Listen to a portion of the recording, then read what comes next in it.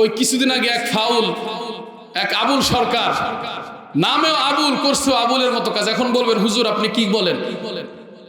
আল্লাহু আকবার, আল্লাহর শানে কত মারাত্মক কথা বলছে, এটা আজ পর্যন্ত ফেরাউনও বলে নাই।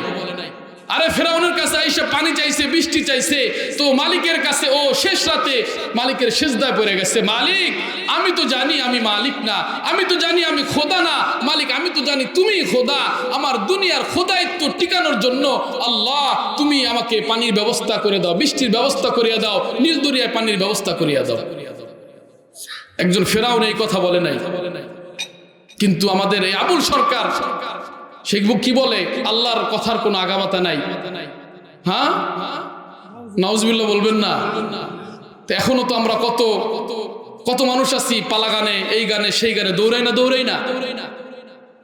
ওই অবস্থায় যদি মৃত্যু হয়ে যায় সরাসরি জাহান্নামী হয়ে যাবে। আল্লাহ তাআলা আমাদেরকে গায়ক গায়িকা, নায়ক নায়িকা থেকে হেফাজত করেন। আল্লাহ তাআলা আমাদেরকে সমস্ত জুলুম নির্যাতন থেকে হেফাজত করেন।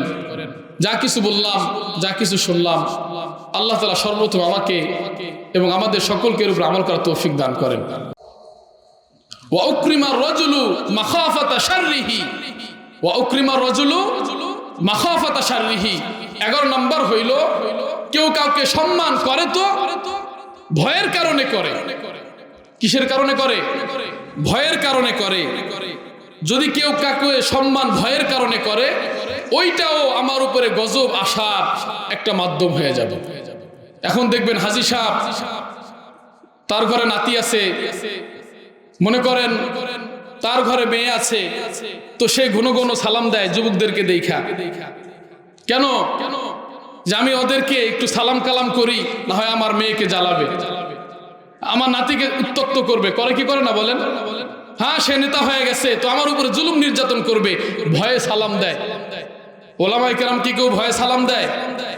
সম্মানের সালাম দেয়। সম্মান দিছে কে বলেন না?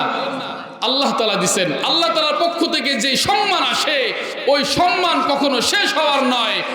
বান্দার পক্ষ থেকে যে সম্মান আসে, সেই সম্মান নিমিষেই গুরিয়ে যায়। যায় কি যায় না? অশরিবাতিল খুমুর, যখন দেশের ভিতরে মদ্যপান ছয়লাভ করবে, তখন কি আসবে? ভূমিকম্প আসবে, আযাব গজব, এটা আমাদের উপর আসতে থাকবে। আল্লাহ তাআলা আমাদের বোঝার তৌফিক দান করেন। ওয়া যাহরাতিল কাইনা ওয়াল মাআজিফ। আমি এটা বলে শেষ করতেছি। আল্লাহ রাসূল সাল্লাল্লাহু আলাইহি ওয়াসাল্লাম বলতেছেন, যখন দেখবা যে দুনিয়ার ভিতরে আর এলাকার ভিতরে, দেশের ভিতরে গান বাদ্য বেশি চলতেছে, তখন এইটাকে তুমি আসমান থেকে গজব আসার মাধ্যম মনে করো। আমাদের সমাজে গান বাদ্য আছে না নাই? আমাদের গান বাদ্য গজব আছে না নাই?